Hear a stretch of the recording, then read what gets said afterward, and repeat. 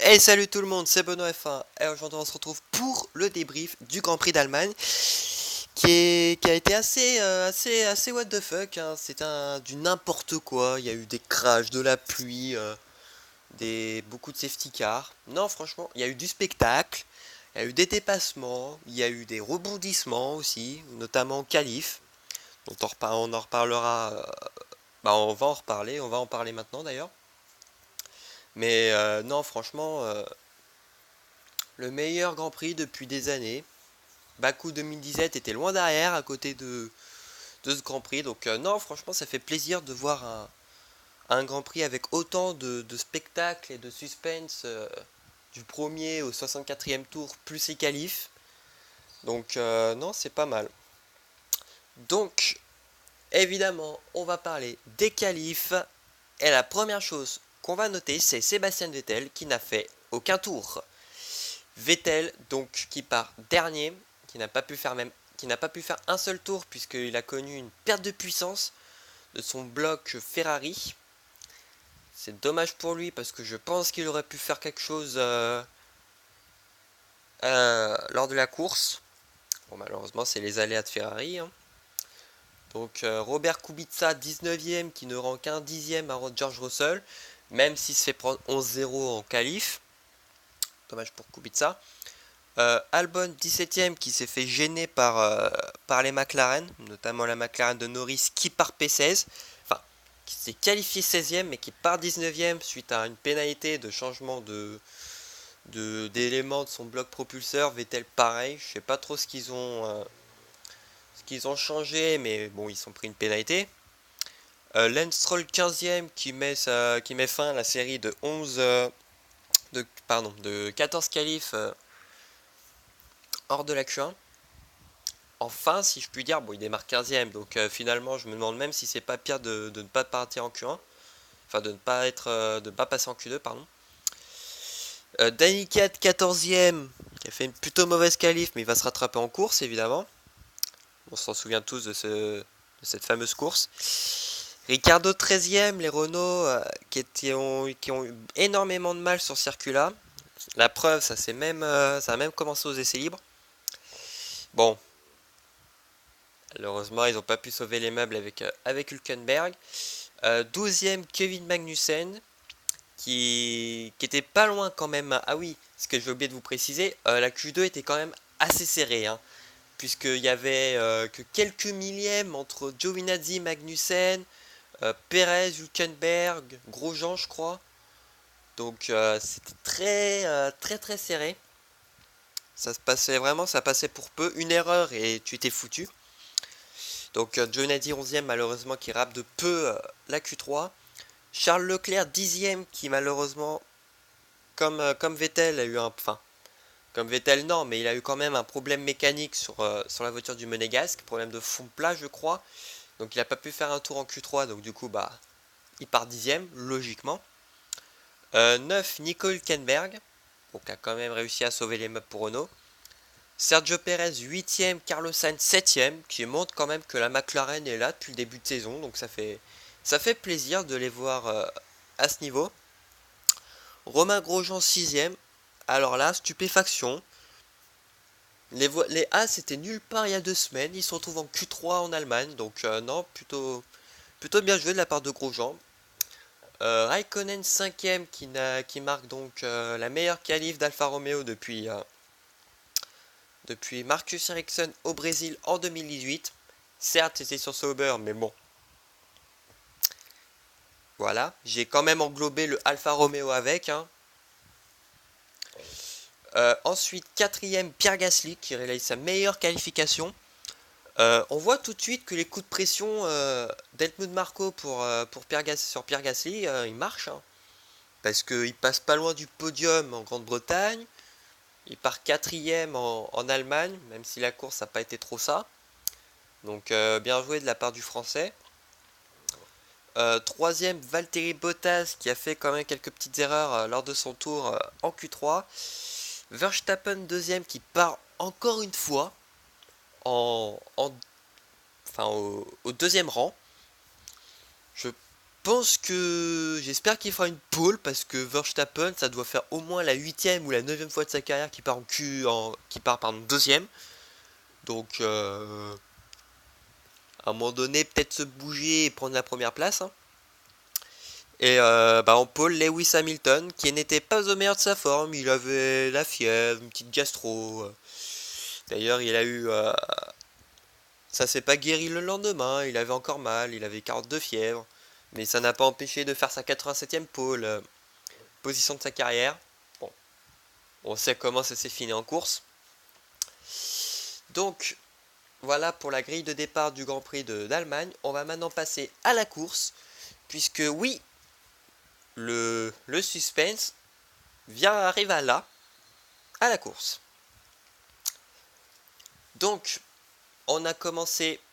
Enfin, certains pilotes avaient chaussé des pneus wet, d'autres les pneus intermédiaires, pardon. Et on a appris que le tour d'information allait être sous safety car. Et on voyait lors du tour de reconnaissance, Stroll et Ricciardo se sont fait surprendre. Donc tout le monde part wet. Et donc on a un départ arrêté, puisque je crois que c'est la première fois, je crois que quand il y a un tour de fin, que le tour de formation se fasse sous safety car et qu'il y a un départ arrêté, parce qu'on a toujours eu des départs lancés, comme Monaco 2016 ou Grande-Bretagne 2016 par exemple. Donc stupéfaction. Bon, même si j'aurais préféré un départ lancé. Au départ, les Red Bull, ils étaient nulle part. Ils se sont fait surprendre par Hamilton, par Bottas, même par Raikkonen. Bon, les Red Bull, ils ont calé en même temps, mais ils se sont fait surprendre quand même. Et donc, à la fin du premier tour, Hamilton, Bottas, Raikkonen, Verstappen et Hülkenberg pour le top 5. Très bon départ de la part de Nico Hülkenberg. Bon départ en général des Allemands, puisque quand Hülkenberg était 5ème en partant 9ème, et Vettel en partant 20ème est déjà 14ème. C'est pas mal. Bon, troisième tour, malheureusement, la pluie va faire sa première victime. Sergio Pérez, qui s'est planté dans le mur. Donc malheureusement, première safety car. Ce qui permet à de nombreux pilotes de s'arrêter pour mettre les intermédiaires, puisque la pluie commençait à se calmer. Bon.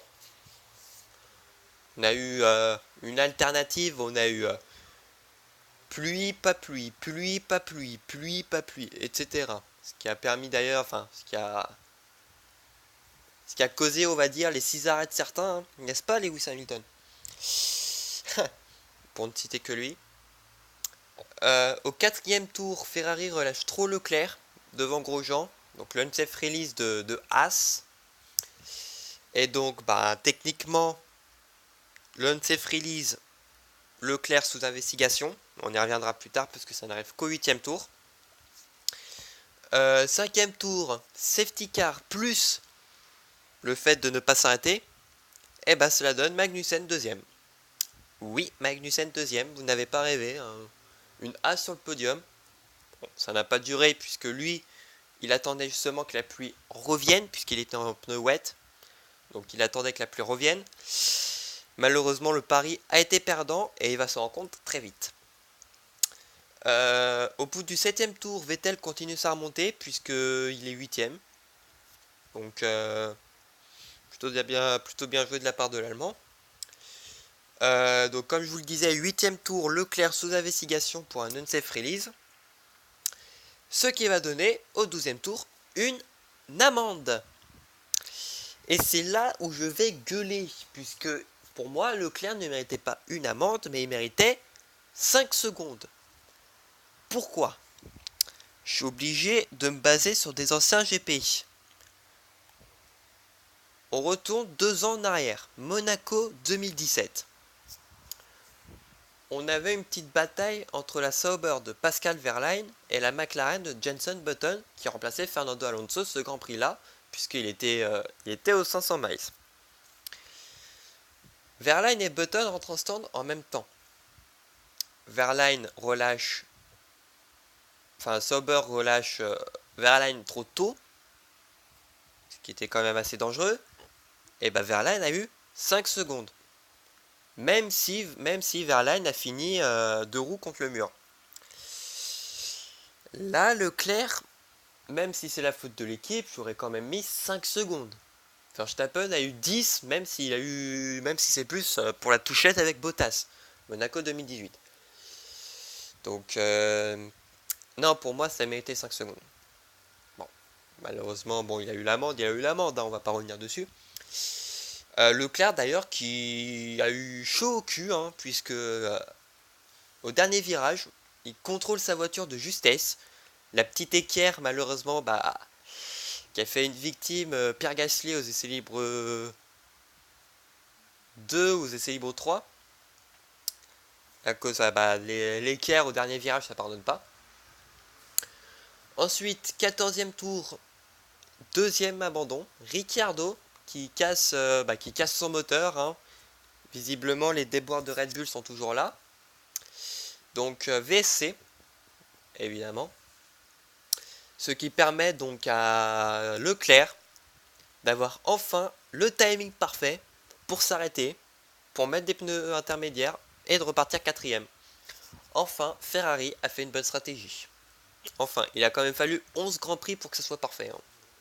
Même plus, hein, au moins 2 ans. Évidemment, 17e tour, le DRS est activé. Quand le DRS est activé, cela veut dire que les pneus intermédiaires ne sont plus éligibles, on va dire, à la piste, et que les pneus slick sont maintenant privilégiés. Ce qui va donner d'ailleurs au 19e tour un beau tête à queue de Carlos Sainz qui repart 15e. Bon, c'est dommage pour l'Espagnol. Et qui est le premier qui décide de porter ses couilles au 22e tour? Magnussen, qui décide donc de rentrer, de mettre les pneus tendres.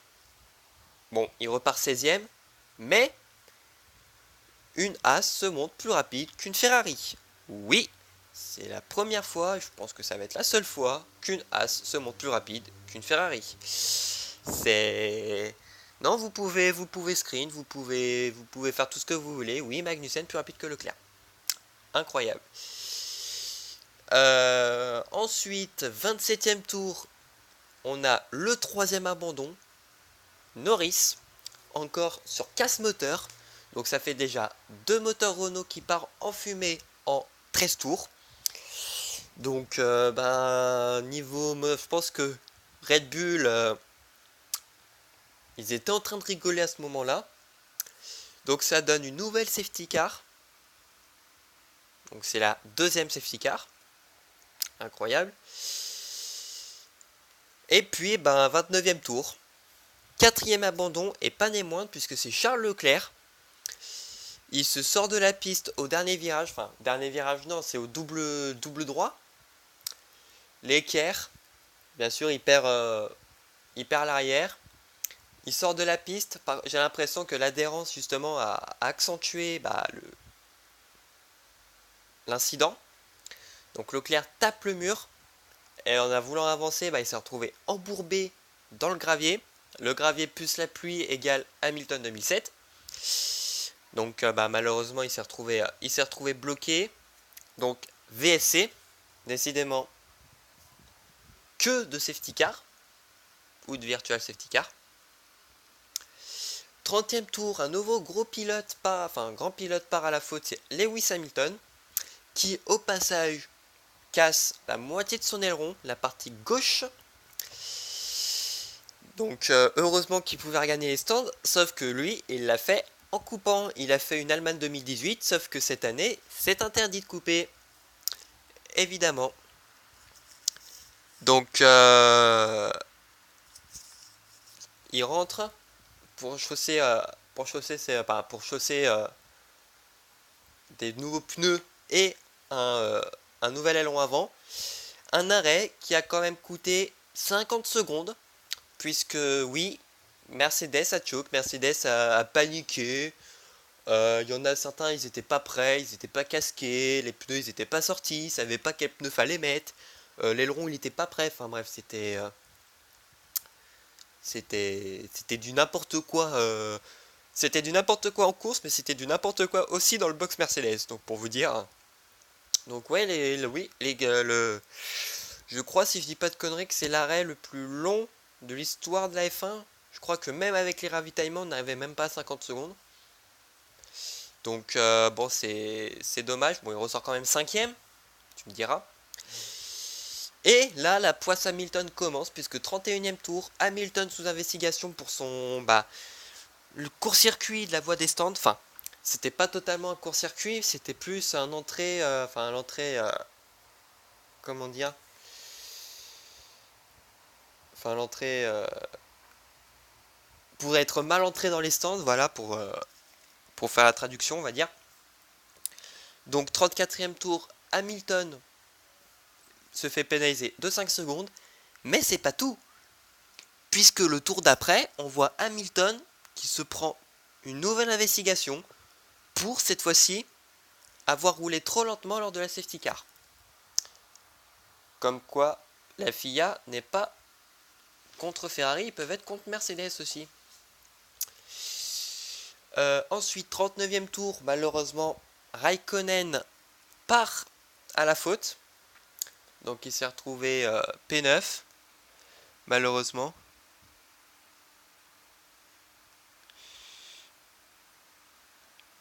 Donc c'est dommage. Ensuite, 40e tour, Hülkenberg out, alors que malheureusement il était 4ème. C'est dommage, c'est dommage pour l'Allemand qui pouvait encore viser le podium. Malheureusement, bon voilà. Et c'est le même incident que Leclerc en fait. Dernier, double droit, l'équerre, il s'est retrouvé embourbé. Et voilà, malheureusement. Donc, safety car, encore une fois. 46e tour, Albon part à la faute. Ce qui fait que Raikkonen et Vettel passent. Donc, je crois que c'était une bataille pour la 7ème place, je crois. Au 47e tour, on a une bataille entre Raikkonen et Vettel. Mais le Finlandais résiste. Ça se voit que Raikkonen n'est plus chez Ferrari. Ensuite, 48e tour, Hamilton respecte donc ses 5 secondes de pénalité. Donc rentre au stand. 51e tour, Hamilton décide de faire une Leclerc et de faire un 360 au virage numéro 1. Bon, il a perdu une place dans l'affaire, il a perdu... il était P12, il se retrouve P13 puisqu'il s'est fait doubler par Giovinazzi. Et puis, 56e tour, virage numéro 6. Et qu'est-ce que font les deux As? Ils décident de se retoucher. Grosjean et Magnussen se sont touchés. Alors, 50-50. Grosjean et Magnussen ont tous les deux leur part de responsabilité. Ils sont tous les deux cons. Et voilà. Il n'y a pas de... pas de discussion possible. C'est 50-50. Et Steiner est en train de se tirer les cheveux. Ensuite, 57e tour, Bottas out pour avoir perdu le contrôle au virage numéro 1. En fait, en gros, il a fait une Hamilton, sauf que lui, il a mis sa voiture dans le mur. Et nouvelle safety car, donc un 4ème safety car. Et donc, au 58e tour, on se retrouve avec, pour l'instant, un podium complètement sorti de nulle part. Verstappen en tête. Kiat en 2, Stroll en 3. Oui, vous avez entendu, vous avez bien entendu, oui. Kiat et Stroll sur le podium. Bon, on va dire que Stroll ça n'a pas duré, mais Kiat finira sur le podium. Je vous ai spoil. 62e tour, Vettel remonte puisqu'il dépasse Sainz et Stroll. Puis dépasse Kiat pour la 2ème place. Et donc, au même tour, donc au 63e, Gasly out sur un accrochage avec Alexander Albon. Et donc, c'est une victoire de Max Verstappen devant Sébastien Vettel et Daniel Kiat qui m'a donc qui réalise son 3ème podium en carrière. C'est le 2ème podium de chez Toro Rosso après Vettel en Italie 2008. Donc Stroll 4ème, Raikkonen 7ème et Hamilton 11ème. Et je vais faire un petit aparté parce que là, vous m'avez vu regarder les notifs. On vient d'apprendre que les deux Alfa Romeo ont été pénalisés, donc déclassés pour voiture non conforme, ce qui fait que Kubica marque le premier point de Williams. Enfin, après le dernier point étant marqué la dernière fois que Williams ont marqué des points, c'était Italie 2018 avec Stroll 9ème et Sirotkin 10ème. Là, Kubica finit 10ème. Donc c'est plutôt intéressant. Donc pour le classement donc du Grand Prix d'Allemagne, donc avec les pénalités donc des Alfa Romeo. Donc Sainz 5ème, Albon 6ème. Cela donne donc 7ème Grosjean, 8ème Magnussen, 9ème Hamilton, 10ème Kubica, 11ème Russell. Oui, Russell à la porte des points. 12ème Gasly, 13ème Bottas, 14ème Hülkenberg, 15ème Leclerc, 16ème Norris, Ricciardo 17ème, Perez 18ème. Et les deux Alfa Romeo 19 et 20, donc disqualifiés. Et donc du coup mon classement des pilotes est faux, mais je vais quand même vous le donner. Donc Hamilton 223, Bottas 184, Verstappen 162. Vettel 4ème avec 141, 5 Leclerc 120, 6 Gasly 55 points, 7 Sainz 48 points, 8 Raikkonen 31 points, 9 Kvyat 27 points, oui, une belle remontée, 10 Norris 23 points, 11 Ricciardo 22 points, 12 Stroll 18 points, 13 Hülkenberg 17 points, 14 Albon 15 points, 15 Magnussen 15 points, 16 Perez 13 points, 17 Giovinazzi 5 points, 18 Grosjean 3 points, 19 Kubica 0 points et 20 Russell 0 points. Et donc au constructeur, Mercedes 406 points, Ferrari 261, Red Bull 217, McLaren 71, Toro Rosso 42, Renault 39, Alpha 36, Racing Point 31, As 18 et Williams 0. Et voilà, on a fini donc pour ce petit débrief le débrief du Grand Prix d'Allemagne. J'espère que cela vous aura plu. Si c'est le cas, faites-le savoir en mettant un pouce bleu, à vous abonner et à me suivre sur les différents réseaux sociaux que je mettrai en description. On se retrouve demain. Je sortirai une vidéo demain où je ferai donc un gros débrief. Mais cette fois-ci, je ne serai pas tout seul, je serai avec quelques membres. Donc ça sera sympa, vous allez voir. On se retrouve donc la semaine prochaine pour le débrief du Grand Prix de Hongrie. D'ici là, portez-vous bien, et ciao tout le monde.